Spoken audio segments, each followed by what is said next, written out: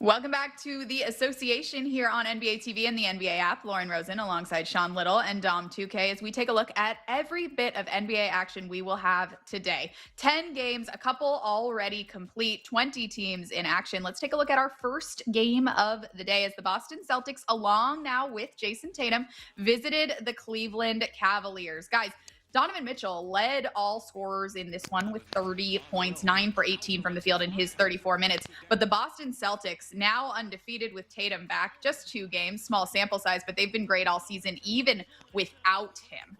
We're going to look at the remainder of this highlight, but Jaylen Brown led the way for his team once again, 23 points, 9 rebounds, 8 assists. Tatum in his second game back, 20 points, 6 for 16 from the floor, 3 rebounds, 2 assists. I'm going to start with you, Dom 2K. You have been a Celtics fan for life. What have you seen from this group prior to and now with Jason Tatum in the fold this season? Yeah, I would just say I'm pleasantly surprised. Like I said, plenty of times this year coming into the season, there's just no way you could have told me they would be second and even getting Tatum back. So I think what you see is throughout the year, they found out how to be successful without him for a while. And so you even saw in this game, there's still times where they will run a lineup that doesn't have Jaylen Brown or Tatum in it. And the bench has been able to survive that way, both defensively and offensively throughout the season. They kept the defensive principles, guys you would think you could just go at, like Peyton Pritchard is still going to give effort. He's going to help on defense and such. So they kept that championship identity.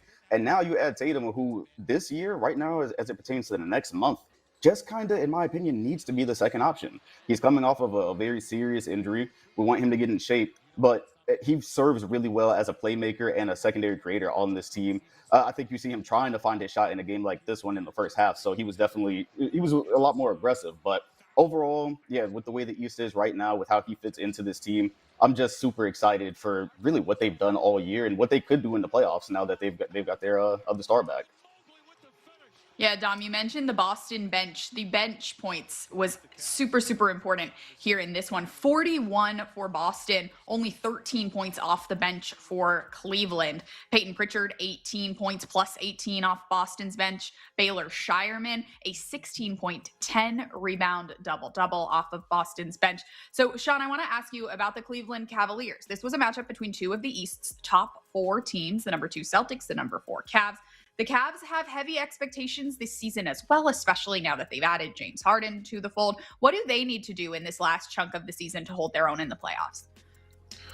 It's just about getting more run time for that second unit. I mean, there's no excuse to show up as lethargic as they did to start this game. I don't really care if the game was early. You're at home against a marquee squad in the Celtics.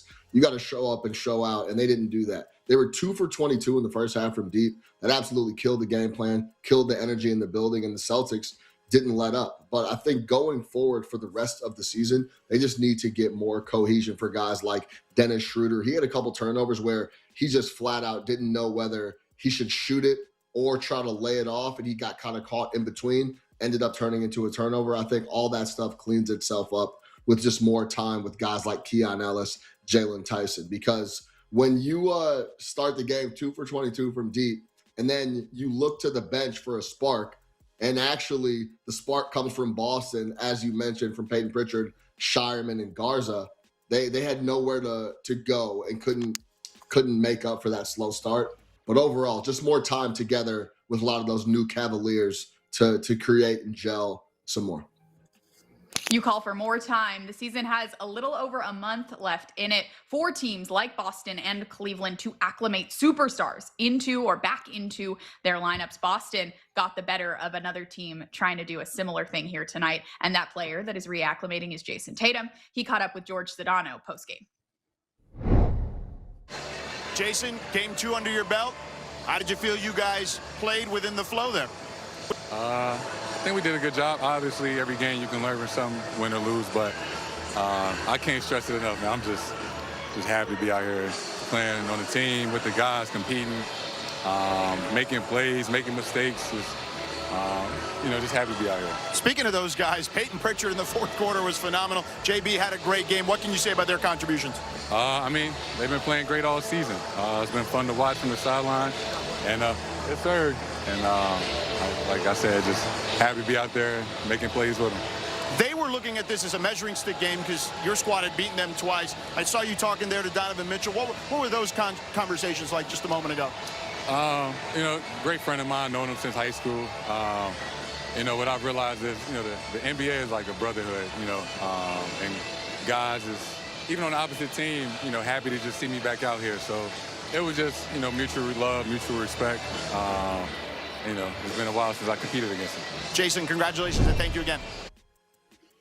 We're going to take a closer look at Tatum's return later in the show, but just 2 games back, 15 in his return on Friday against Dallas, 20 today against Cleveland. Dom, what piece of that? How's his return, and how much has he lived up to those expectations? Yeah, I would say, again, how quick he came back from this Achilles. The expectation should kind of be where he's at. Remember, he did this in May in the postseason, so it's crazy that he's even back. But right now, I even think when you see the shots he's missing, it's what you would expect. A lot of these are short. A lot of these will probably be going in a month. I think what I'm happiest with is, watching him kind of pick his times to be aggressive without really disturbing the team. I think also the drive, though, that's kind of what I'm happy about. He's not afraid to drive right now. He's not afraid, especially in the second game, to go and be physical and try to get some contact. So that's there right now. That affects defenses a certain way. I saw it in the first quarter. Even if he's not making his threes, defenses still react a certain way. This is a team that has been successful without that option the entire year. So that just adds to what they can do. But for Tatum, it's kind of getting into basketball shape. He's got a job here. Like you said, it's only a month until the playoffs. The play then ramps up. So that's kind of what this is for him. And I think Boston kind of handled it correctly. They didn't bring him off the bench. There is no minutes restriction. There's not a lot of time. So, yeah, I'm happy with where he's at. And I think this is kind of more or less what it'll look like until the three-point shot comes back, sometime over the next month or so. Sean, let's talk about how we got here. Jaylen Brown really held it down in an MVP caliber fashion for this team leading up to Tatum's return. Now, what do you like about watching these 2 champions play together once again? Yeah, we're riding a bike again, right? We just did this. We've done this for years and years now. I think that's the big advantage Boston has over everyone. We're not adding main pieces or taking main pieces away and trading guys and trying to figure out things on the fly. This has already been figured out. The coach knows that the culture is already set. The coach knows what rotations he wants to run. Peyton Pritchard can come from starting the entire year to going on the bench. It doesn't affect production. So I think what we're seeing from Boston is just that team play and that gel and that cohesion that they've already built. One thing about Tatum that I'm impressed with, he just looks really comfortable already. Like there hasn't been a play where I'm like, he overthought that, or he decided that maybe he shouldn't have done that because he was thinking about his Achilles or just that lower body and how a move may react. He already looks really, really comfortable. And I think a big part of that mental load is because they've played so much basketball together throughout the years.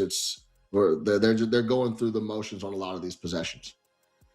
The Boston Celtics looked great early in the season, and then they added Jason Tatum. And we'll see how the rest of the regular season goes. Watch them make noise in the playoffs, and we'll talk about them a little bit more later on in the show. When we come back, we will keep looking around the league. 10 matchups today. We got to touch them all, so we will when we come back. Lauren Rosen, Sean Little, Dom 2K. Keep it here.